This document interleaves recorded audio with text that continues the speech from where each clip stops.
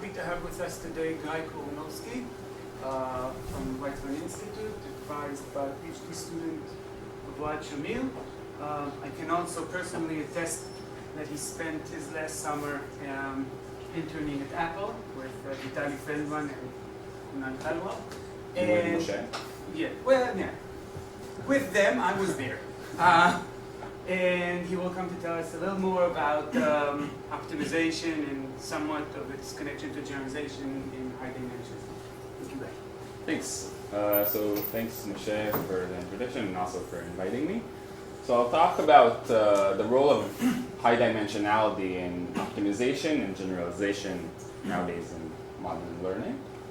So I guess I don't need to motivate, especially for this crowd, that machine learning is revolutionizing pretty much nearly every task that people in engineering and science are solving.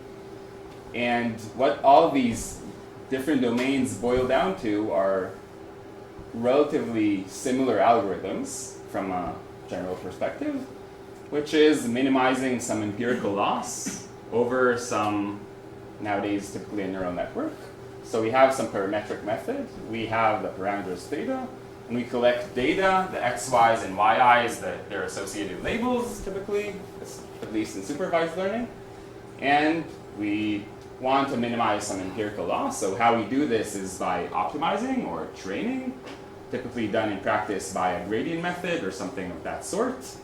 And our real goal is to generalize, to claim that if we minimize the empirical loss, it will be also a good proxy of the true loss from which we collected our data. So this is kind of what we all know, kind of a machine learning 101. And what I would say, I mean, properties that make the modern regime more difficult to understand and analyze in the last couple of years is that these problems nowadays tend to be highly non-convex optimization problems that we solve. Neither are they smooth. Models have tons of parameters. They're highly overparameterized typically. And everything happens in very high dimension. Both the data is high dimensional and the parameter space. And what I will try to argue today throughout the talk is that classical wisdom doesn't necessarily carry over to this regime. And as we will see, sometimes can even be misleading. So kind of the informal thing that what we'll do today is compare the dimension dependence in informally modern versus classical regime. And the informal image I want you to have in mind is the following. What we'll do is compare the complexity of modern learning to the complexity of classical learning as the dimension grows. Okay? So this is kind of the mental image we'll have. And we'll try to understand how this graph looks like. Is modern learning the clicker doesn't? Yeah, the clicker stopped working.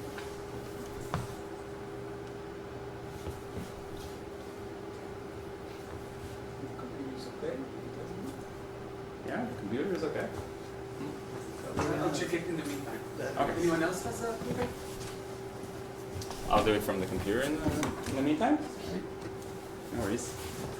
So what we'll try to understand is whether modern regimes are maybe very much harder or perhaps mildly harder. When are they even comparable? And in some cases, we'll see that the modern regime are actually, in a sense, easier. And I wish I would have a simple solution like that I could characterize one of these options, but we'll see that each one of them can indeed hold depending on what exactly we're asking. So in this talk, I'll go through several study cases from some papers of mine with Ohad, my advisor, and one of which also with Gilad Yehudei, which was also a student of Ohad. And we'll see that depending what exactly we're asking, things can indeed be much harder or mildly harder or not at all, and sometimes even easier, depending on whether we're talking about non-smooth, non-convex optimization in general or zero-order optimization, which I'll soon define. And we'll see that for generalization aspects, things actually become even better. So now we will start getting into the specifics. So the starting point of non-convex optimization is quite pessimistic. And the most basic result in non-convex optimization is the curse of dimensionality that was also mentioned here in the introduction about 20 minutes ago. Is that in general, without assuming something like convexity, no algorithm can guarantee globally minimizing a function unless the number of queries grows exponentially with the dimension. And the proof is quite intuitive. In general, in dimension d, we can think of a net consisting of exponentially many points, exponential in d. And if the function is everywhere flat except for one small dimple, we will never be able to find it unless we look essentially everywhere. But what we can do, and what people do study typically in non-convex optimization, is if we assume that the function is L smooth, so by L smooth, which is an important definition for today, we will mean that the gradient is L Lipschitz. Do I need to remind what an L Lipschitz function is? Yeah, it's a good idea. Okay, so I'll just write it down. So by L Lipschitz, we mean that the gradient of f at any 2 points varies by at most L times the distance between these points. So this function we'll call L smooth. So L is essentially the smoothness parameter. It tells us how fast the gradient of the function can vary between close by points. And what smoothness gives us is what people call the descent lemma, which maybe some of you saw in some intro course. But I won't say what formally it is, but morally it means is that doing gradient descent either decreases the function value, because if we go to the minus gradient, that means for a smooth function that the gradient is indeed predictive, and we took a step downwards. And if we didn't really decrease the function value, it's only because the gradient norm is small in the first place. We're in a relatively flat region. This is what morally the descent lemma tells us. And by this, we can pretty much automatically get a guarantee in terms of converging to stationary points. Converging to points with small gradient norm after t steps with a complexity t that scales in a dimension-free manner, something like the smoothness over epsilon squared. Okay, so this is like a very easy 3-line proof. And with slightly more work, but still pretty easy, is that if we get stochastic gradients, so the gradients are noisy and we're doing SGD, pretty much the same guarantee holds with a slightly worse rate. And this is very well understood, and both of these results, easy to prove as they are also optimal in general. So in smooth non-convex optimization, people typically study convergence to stationary points, and these are the rates. But I'll try to argue that all of this story is very much not applicable to modern settings because modern neural nets are very much not smooth. Whether due to relu activations or Maxwell layers or all sorts of tricks, if you plot a 2-dimensional slice of a lost landscape in modern learning, it will look something like this. And in this regime, gradient size is very much not predictive. And by this I mean not in a worst case pathological sense. Actually, you can see in practice that gradient size is not minimized. So this is a paper I like by Jingqiao Zhang, who used to be a student at MIT, with Suvrit Rai and Ali Jadbavai. And what they showed is that in a variety of actual tasks, they trained like real networks on real data. You can see that while the training loss goes down to 0, the gradient norm is lower bounded by some pretty large constant. So we really don't converge to stationary points, okay? At least not in the classical sense of just minimizing gradient norm. That's a small number of epochs. Well, I don't know what the... They have, that's true, but I think they did it till it doesn't look like things are improving, but you never know, right? Yeah, so they do have, they do have a quite convincing case, I think. But fair point, maybe the snippet I took here is not a huge number of epochs. But I think it really does stabilize. They have some experiments in which they ran for much, much longer, and you really plateau in terms of gradient norm onto something very much larger than 0. I'm just saying this because, of course, we had a talk by Galvaldi last year that showed that you do converge to KKT. Oh, that's a great question. But the KKT point's not of the loss. of something different. That's okay. So the implicit bias, which Gal probably talked about, and I'll also get to in the last part of the talk, tells us that we converge to KKT points of the margin maximization problem, which is a different implicit problem which we never get to see. But at least in his experiments, I think epochs were millions. Okay, but Millions still the of point. So it could be that you do converge to zero gradient after millions of iterations. It can be, but I think it's not the case. And the important point, different than Gall's observations, do not preclude this because they're talking about a different loss. If you reach zero loss and then way later you also reach zero gradient, it still means that you reach the zero loss, not because you reach the minimum. No, but even this is important. Is not zero. So it's 2.5 on the left. No, but this is important. Loss on the left is not zero. But this is important. What Gall and in general, all these implicit bias results tell us is that we convert to stationary points of the margin maximization, which is a different objective. I agree. It's not the loss. So, here's an intuition that one might have, trying to make sense of this, is maybe the gradient is large, but we're getting close to stationary points. Because in non-smooth optimization, we can be very, very close to the minima and still have a large gradient. Let's see if this works now. Great, thanks. Okay, so an intuitive picture is maybe we do gradient descent and we just, kind of stay in the area of some local or more generally global, if we were lucky, minima. And we just can't see it by looking at the gradient norm. Okay. But I argue, first of all, this is true asymptotically. There's, for example, a result by Davis, Rusliatsky, Kakadi, and Lee. So we do know that SGD asymptotically, under some very general regularity assumptions, converges to stationary points asymptotically, in the sense that accumulation points of the trajectory are stationary points. But is this what actually we get to see? So I'd claim that this is a very low dimensional intuition if we care about running time. And kind of informally, the reason I think this is a low dimensional intuition is because in high dimensions, if you look at the neighborhood of a point, it shrinks exponentially small. Okay? So at least informally, if the minima are relatively sparse in the landscape, the probability, and this is informally because obviously things are not independent here, but it seems like it's very unlikely to get very close to such rare points in the space. And we can formalize this intuition, and what we did is get this following result. First, kind of a very negative result. So assume delta and epsilon are small constants, absolute constants.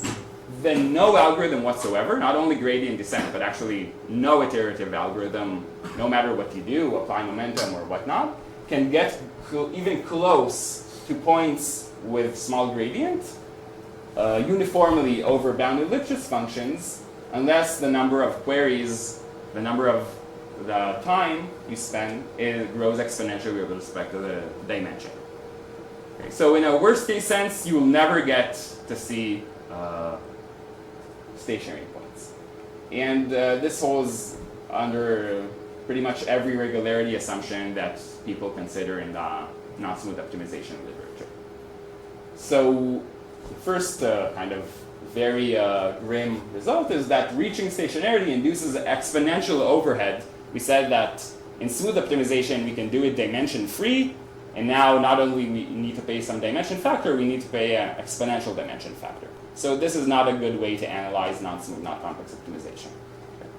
So here's a, yes? What's the definition of an iterative algorithm? I mean, we have a good example, but what is the general framework of that? Great. So the framework is what people call local algorithms. So we can think of just, canonical example are first-order algorithms. First-order algorithms, at each point, query the function value and function's gradient, and then proceed via some update rule, which can be randomized, to a next point. And then, based on all the information, and they do this iteratively, and based on all the information they saw thus far, they make they choose the next point. And any iterative algorithm is any algorithm that at every point chooses a particular point and gets perhaps randomized. So that based on all the information that it saw thus far, it formally produces a distribution over the new point. And what we argue is that with high probability, if the algorithm is randomized, and with probability 1, if it's deterministic, it'll never get in the worst case to a stationary point in sub-exponential time. And by local, you can think of just first-order algorithms, but more generally, a local algorithm gets to see the entire information of the function at a very, very small neighborhood of the point. The difference is this is Lipschitz and not smooth Lipschitz, right? Lipschitz is not Exactly. The function itself is Lipschitz, so we don't want, because if the function itself is just crazy, you can pretty much do anything. But function is relatively well behaved, but its gradients are not. Yeah, I guess it's like the example you showed in the first slide. No, in the example I showed in the first slide, all points are... Right, but you add some wiggles everywhere, except in one place where it's flat, so you have to visit so all these places. morally, that is what's happening. What's going on. Amisa, do you have a question? Okay. Wait. Yeah. What's the analysis of the subgradient descent under Lipschitz?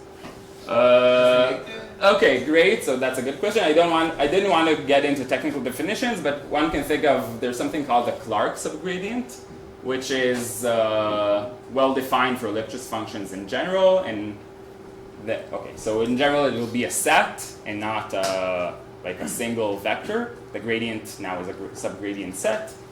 It can be defined as the limit of gradients at differentiable points when you approach the point.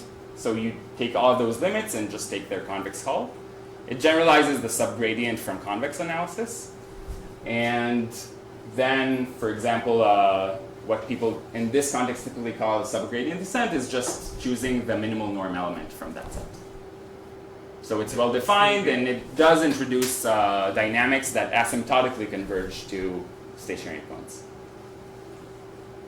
Yes? Yeah, regarding the previous slide, this phenomena happen as well if you adjust the learning rate?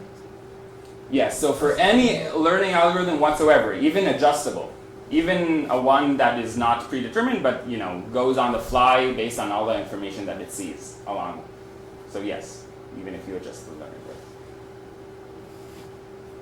Okay, so this is not the right framework for analyzing stuff.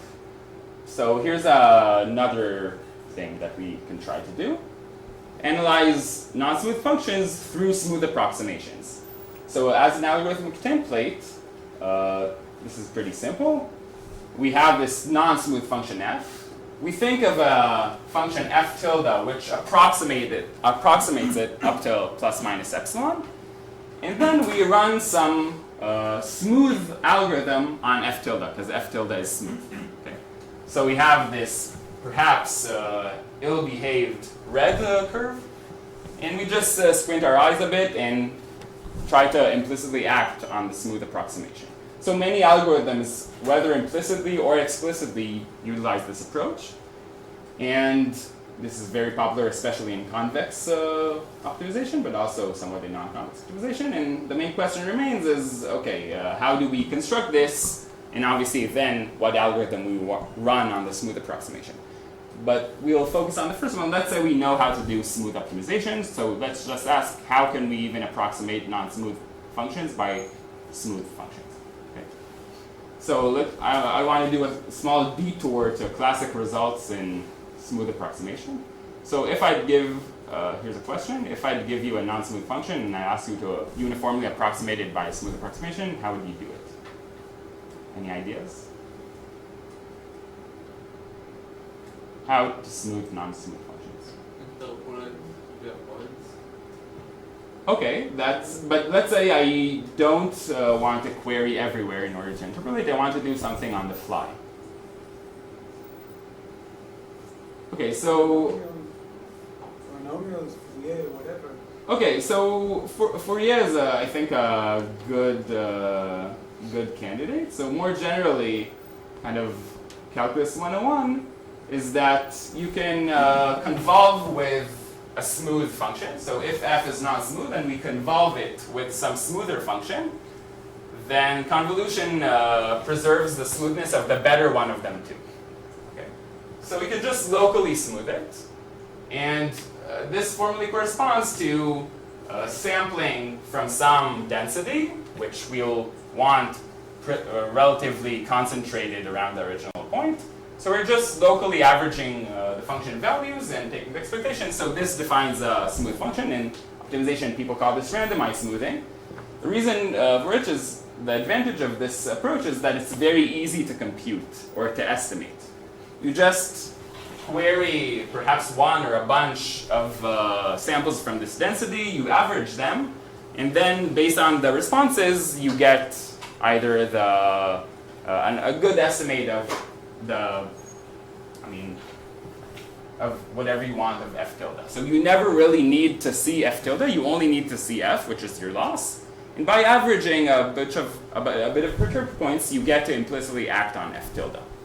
The problem with this approach is that the smoothness, at least, okay, depending on how you choose this perturbation, but if you choose something like a Gaussian or uniform smoothing, one can show that the Lipschitz constant of the gradient grows like square root of the dimension over the approximation factor.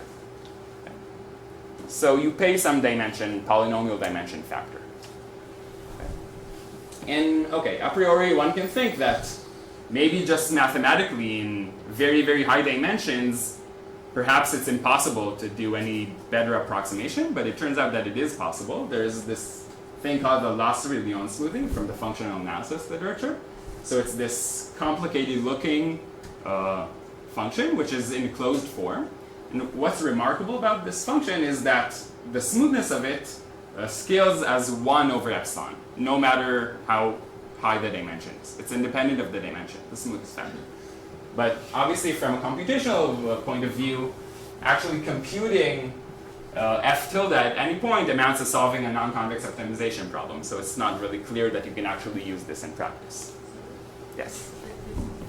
What do you define it as smoothness metric? Exactly this. Yeah. Thanks for the question. So it's, when I say the smoothness, it's exactly saying that in this case, the Lipschitz constant of the gradient would be independent of the dimension.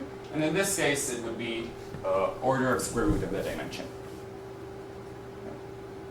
So to sum up, what we know about smoothing non-smooth functions is that we have this approach which is very efficient and applicable, but it has this extra dimension factor in the smoothness and the Lipschitz constant of the gradient. And there are mathematically well-defined approximations which are independent of the dimension, but no one knows how to compute them. Okay.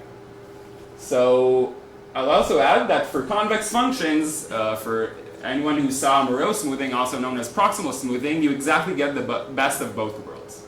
Okay. So it's yet another reason for which convex functions are easier to optimize. Yes? Is there a bound of how close the new functions are to the original function? Yeah, so that is the epsilon. Oh, that's epsilon. Okay. Yeah. And it's pretty easy to show that 1 over epsilon is indeed optimal. Even in dimension 1, if you look at the absolute value and you want to approximate it up to epsilon uniformly, then around the origin, you need the gradient to jump by a factor of 1 over epsilon. So 1 over epsilon is the best you can hope for, even in dimension 1. Okay. So what we ask is, can we efficiently and optimally smooth non-convex functions? And perhaps if we can't, what exactly the trade-off is? Can we formalize this trade-off? So we need to do this a bit carefully because it's not really clear what we mean by a computational trade-off here. What is the computational task of taking one function which is not smooth and converting it to a function which is smooth? So we propose this definition which kind of wraps this whole setting in formal manner. So we call an algorithm an L epsilon t smoother, or smoothing algorithm. So it has 3 parameters of interest: L, the smoothness; epsilon, the approximation; and t, the runtime.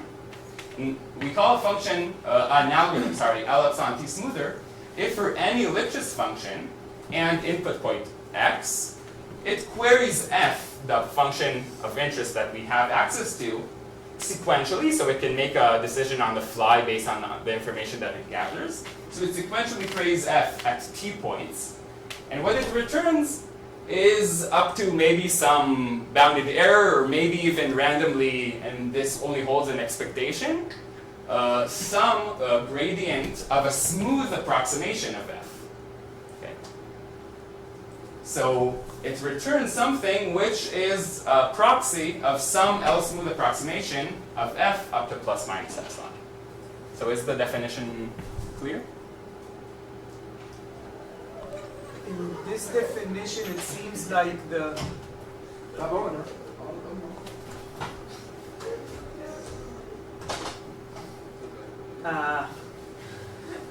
in this definition, it seems like f tilde might, like there's no one fixed f tilde in advance. So great. So we do want f tilde to be consistent. We think of smoothing algorithms as having some rule of giving us access to some consistent smooth approximation. So let's say I have an algorithm that for any x will provide a gradient, will provide a response that matches a gradient that matches a different f tilde. So that is meaningless, because then I can just always, I can always just return 0 or something, and no, there is an approximation. Oh, it has to be a approximation everywhere. Exactly. It has to provide a gradient here, but approximation everywhere. Exactly. Because otherwise I can always just return 0 and think of the approximation, which just introduces a small dimple. Or just return the original gradient. Okay. So yes. It doesn't depend on the original Lifshitz constant of the function. Oh, that's a great question. So it does, let's assume that the original function is, say, O of 1 Lipschitz. Otherwise, L would need to scale by that, which is constant. Okay, so it's a bit, overwhelming, the definition. But on the other hand, the theorem is very, very simple. For any L epsilon t smoother, the following inequality holds. So it's a one-line theorem, but one needs to think what this actually tells us. So it tells us that L, the smoothness factor, and T, the runtime, the oracle complexity, can't be too small at the same time. It's, in a sense, an uncertainty principle for smoothing functions. Okay? So in particular, whenever T is polynomial, okay, then log T would be some log factor, polylog factor, then the smoothness can't be any better than square root dimension over epsilon. So out of all efficient algorithms that produce smooth approximation, you might as well do randomized smoothing with respect to Gaussian or uniform distribution. So even more than that you can't pay in time in order to get rid of the dimension. That's an even stronger. No, so you can, but you need to pay a lot, right? No, you can decrease. So if this also says that if L is optimal, any optimal approximation, like the Loss-Lyons approximation, you need to pay exponential time. So obviously this is something you would never do, not only with Loss-Lyons approximation, but with any optimal approximation whatsoever. So what this tells us is that if you want to run an algorithm that uses smoothing in the non-convex world, you need to pay this polynomial overhead. Because you pay a polynomial factor in the smoothness, and all algorithms for smooth optimization have some polynomial dependence on L, the smoothness factor. So in general, you will pay some polynomial factor with respect to the dimension. And we also show in our paper that, you can show directly construct functions, non-smooth functions for which you really need to pay. This is not only an artifact of analysis. Any questions? Yes. Can't you change epsilon as a constant? So it won't get constant, it depends on the iteration. Great. Okay. So that's a good question. So you would need the approximation, in order to read this, you would need the approximation to be square root of the dimension, right? So then you're in a different problem. Intuitively, it means that your approximations are in high dimension aren't really approximating the original function. So you can do it, but what you will get is, in general, might be meaningless. I think the key here is that it's the same algorithm for any f, Right. This isn't really the problem that we're facing in neural network learning. How come? Well, we know what f is. We could design a specific smoother Right. for that particular f. That is actually very true, and that's true.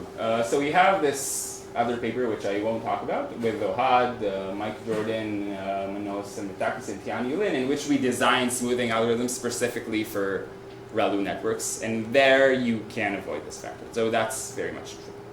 But you need to know the architecture in the first place. But yeah, this is like just as a black box approach. Yeah, Tonel Michaeli has this work with where he placed the ReLU with a second order polynomial, and everything works fine. Right. And then everything is smooth. True. It sounds. I'm not aware of that work, but it sounds very similar to our approach.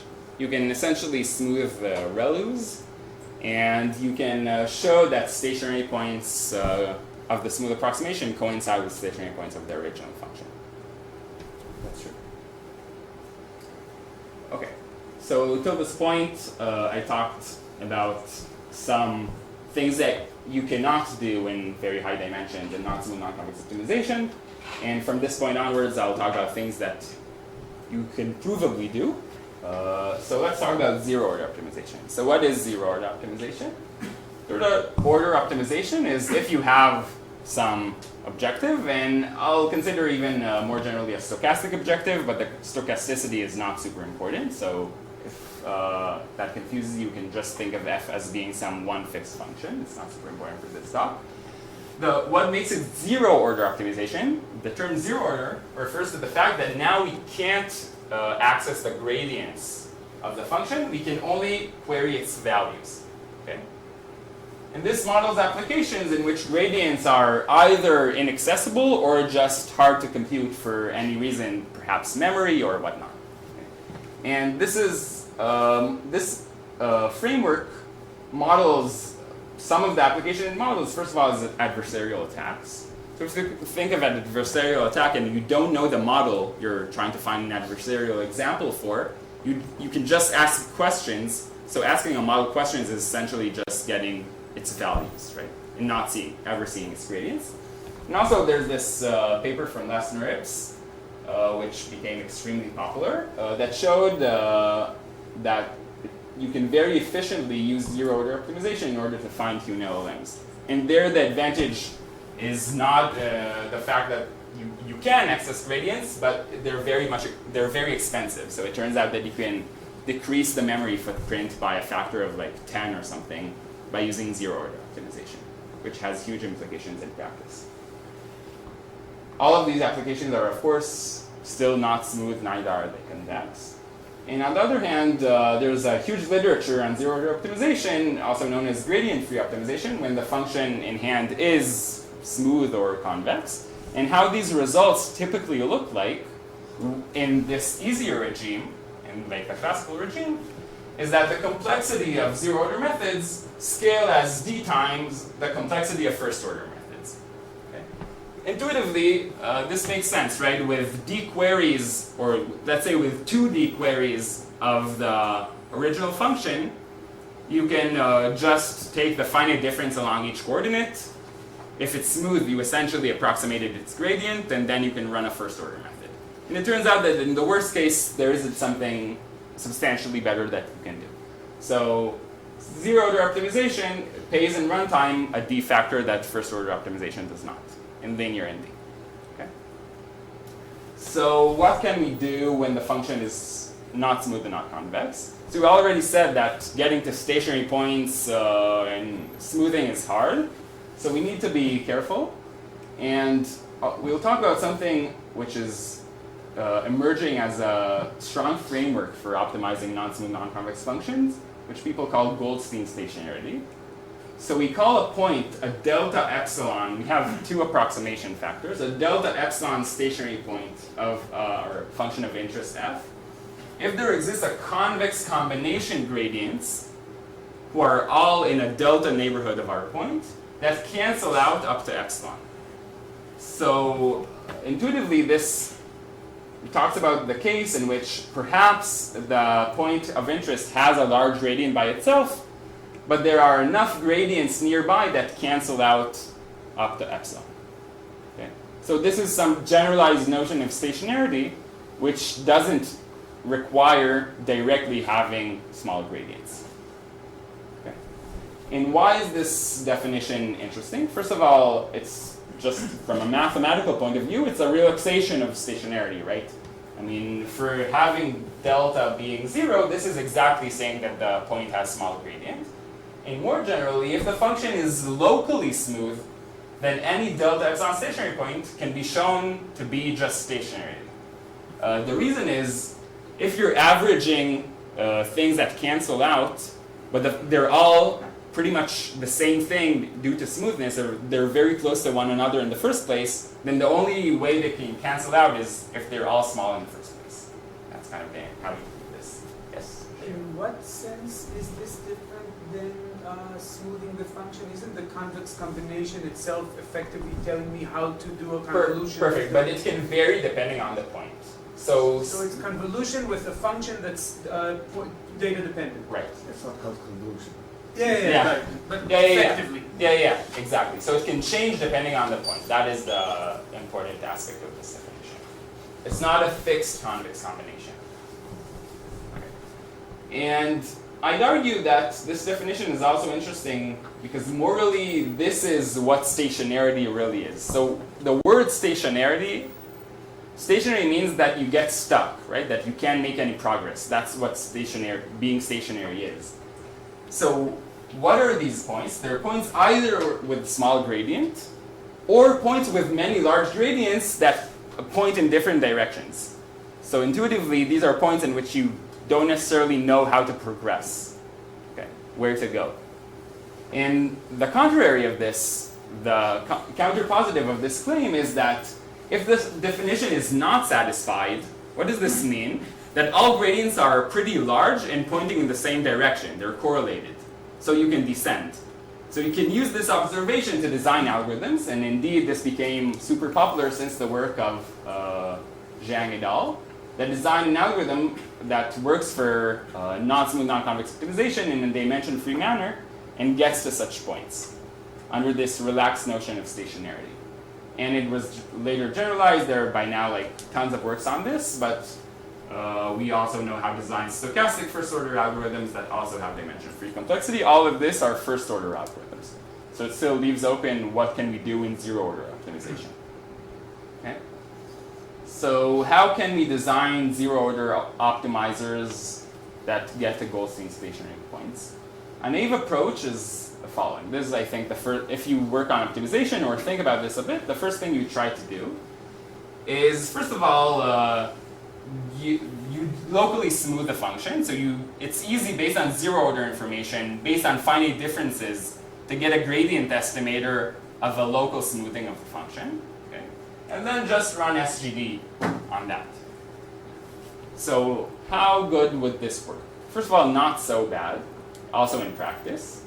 But if you try to analyze this, the gradient estimator, okay, you can either pay d queries at each point, which you don't want to do, but if you just take the finite difference between, say, 2 points and a randomized direction, then the variance of that gradient estimator would be order of d, okay? Because you have d directions that you need to search for.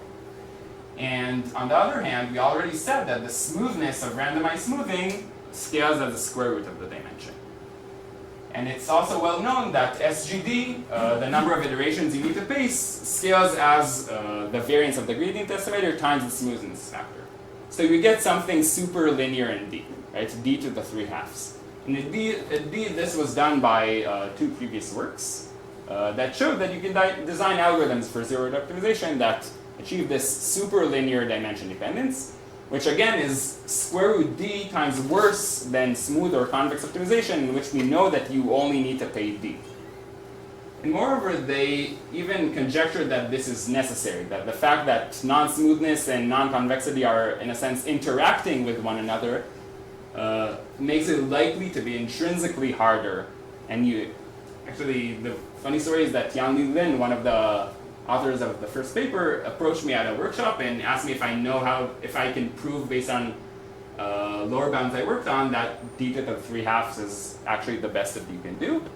And after we thought about it a bit, we realized that it's actually not. So we designed an algorithm that is zero order and gets to delta epsilon stationary points with high probability, and its runtime scales as linearly with the dimension and optimally with delta and epsilon. So you get the best of all worlds you can hope for. It's optimal with respect to the dimension factor and also with respect to accuracy parameters. Okay? So in particular, this refutes the conjecture that you really need to pay anything for non-smooth, non-convex optimization in the zero order world. Turns out you don't. And what's interesting about this rate is that this is actually the fastest you can do even if the function is smooth.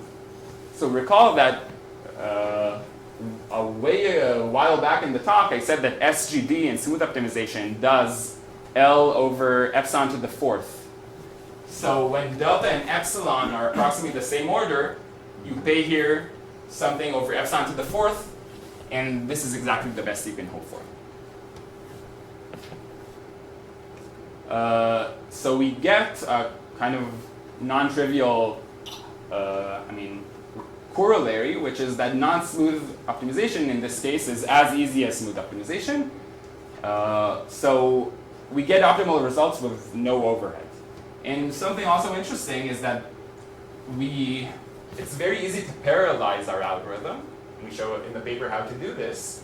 And you get the parallel complexity, which is just querying instead of one query at a time. If you have an efficient way to parallelize your queries, you get something as good as the best known deterministic first order algorithm. So even if you had exact gradients, not even stochastic gradients, but exact gradients, you can, as far as we know, you can't beat this. And I say as far as we know because there is no matching lower bound currently in the literature.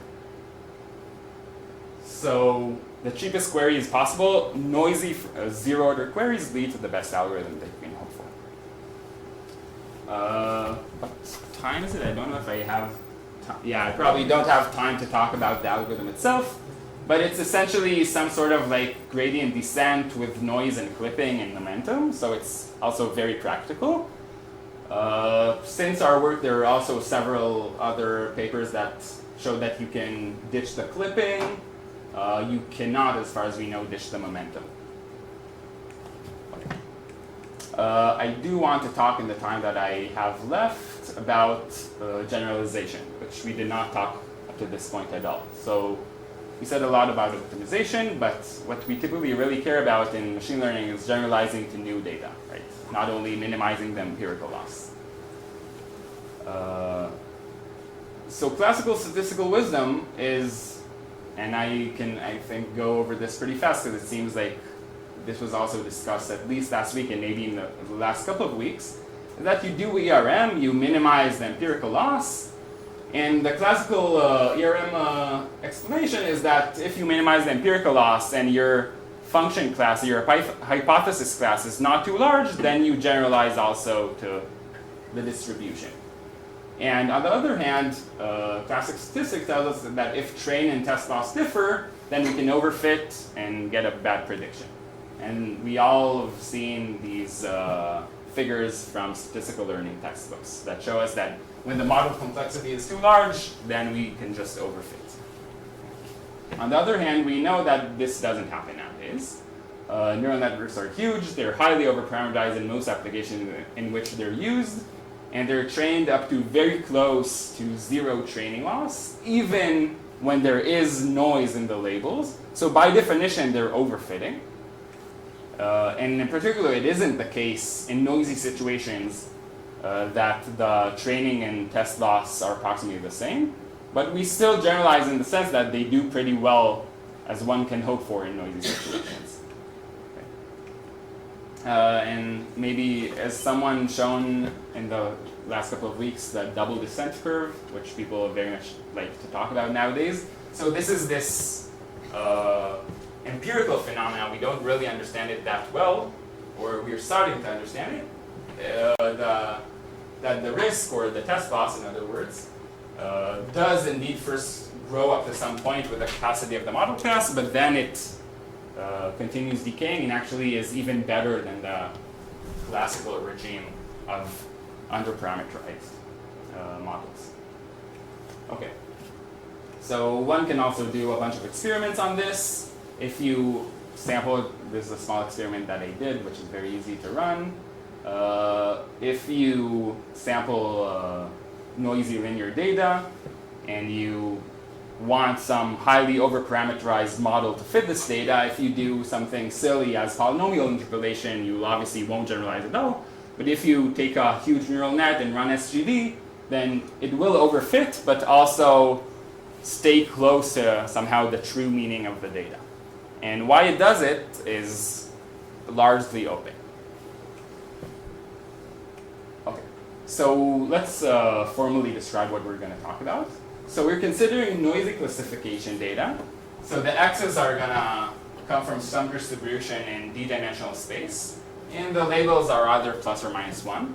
And let's talk about the simplest possible scenario. The simplest classification task is just learning a constant predictor. But we have noise in our predictions, in our data set. So we just want to learn something constant. But each point that we get in our data set has a label flipped to minus 1 with some small probability p, some constant between a 0 and half. Okay? And we look at a 2-layer ReLU neural network, which is overparameterized in the sense that n, the number of the width of the hidden layer, might be very, very large. All our results will soon be independent of this n. Okay? And we assume that the network interpolates the data set in the sense that it fits the entire data set, even the wrong labels that we got due to noise. So in this setting, what we're insisting that generalization is just understanding how much of the probability mass will, around these minuses, will also get predicted negatively. Okay? So we call this overfitting benign if this mass goes to 0. And on the other hand, call it tempered if it's not 0, so we're not doing something optimal, but we're still doing much better than random guessing. And in particular, what people are typically interested in is when the loss scales with p, where p is the noise level. Okay. So this, which people call tempered overfitting, says that you do pay something for overfitting noisy data, but what you pay is proportional to the amount of noise in your data. So if your data is very high quality, or if the distribution you're trying to learn is not very inherently noisy, then you won't pay much. Okay. And catastrophic if you just didn't learn anything, but that wouldn't be very important. And the main observation is that this very much depends on how we overfit. Because in overparameterized regimes, there are many minimizers of the empirical loss, but we get to very specific ones. We do something based on SGD, right?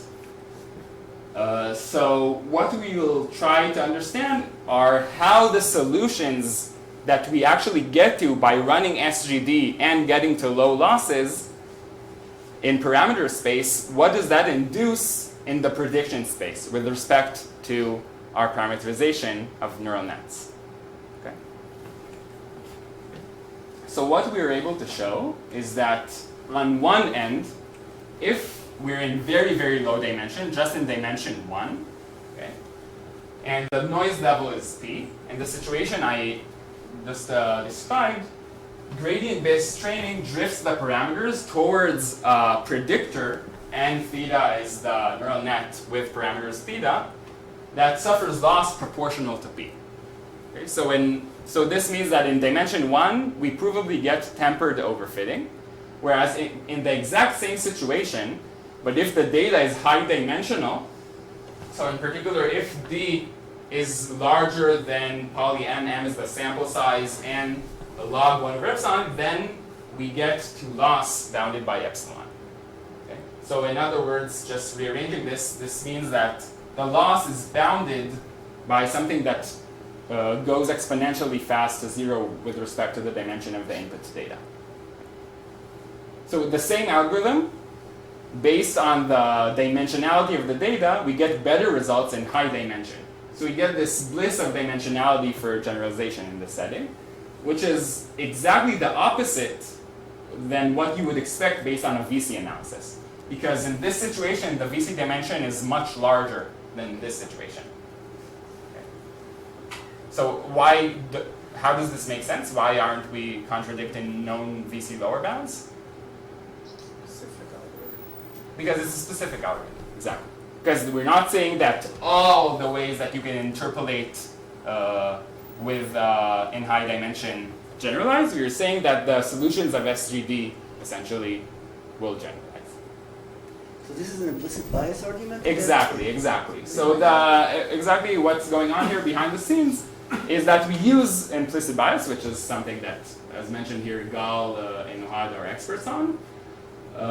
And we use this very strong result by Liu and Lee and Jim Teliarsky that says that gradient-based training of neural nets with respect to certain losses, for example, logistic loss, drives the parameters towards a KKT point of margin maximization problem, which it's not super important what this is, not for this talk, I mean. But the point is that we analyze the KKT points of this problem, and in particular, we derive how their corresponding predictors look like, and then we analyze the generalization of those predictors and show the results that I mentioned in the previous slide. So in particular, the kind of informal image is that in one dimension, what's going on essentially is that we interpolate in a piecewise linear manner.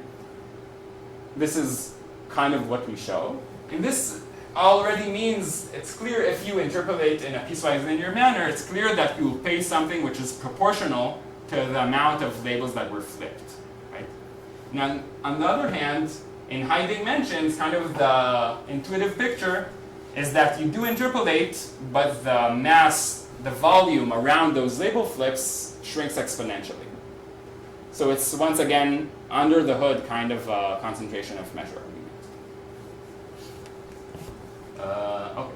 We also have empirical studies, and we can see that this indeed holds. So you can take noisy data, like we described, and as you increase the noise level, we see that the input dimension, in higher input dimension, you can tolerate more and more noise for generalization. Okay? And the reason we did those experiments is because we only have theoretical understanding for dimension 1 and for high dimension. And we're interested in, obviously we want to argue that this is a smooth transition, which it does seem to hold empirically, but it's an open problem of actually showing this. Moreover, like I mentioned earlier, our results are completely independent of the width. It just needs to be wide enough in order to interpolate, but after it's wide enough in order to interpolate, although the VC dimension depends on the width, our results do not. And we can show this empirically as well. So here in each dimension we query, we take a width 50 network and a width 3000 network and see that in terms of the generalization capabilities, they're essentially the same. Training them is very much not the same. But after you train and get to essentially zero test error, training error, the generalization in this case would be very much the same. N is the width, which is the size of the network here, because we only have one sample size is 50 in all of them? Good question. I don't remember. Here we had. It should be, otherwise you couldn't get to zero loss, right? Yeah, that's what I assume. But like 50 or less than 50, like, Yeah. what's the O there? Like, is there a constant? Yeah, so I don't remember whether this is probably either with 500 or 2,000 samples, but I don't remember which. So 500, even 50 is enough? So 50 is less than interpolation. Yeah, but no, it is not, because the dimension is 250, and the VC dimension of two-layer net is the input dimension, right? Because of the weights times the width, essentially. Yes. What are the asymptotics of the weight concentration? Of the what? Of the measure concentration argument that you make. Is Maybe. it applicable to the world?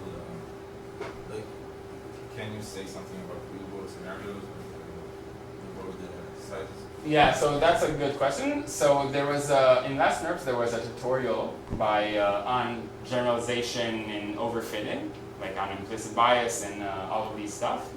And Spencer Fry, who's a professor at UC Davis, had, based on our theoretical understanding on a very specific task, had several experiments in more general tasks, like still synthetic, but for example, learning like a mixture of Gaussians and all sort of mixture models and single index models, I think, and stuff like that.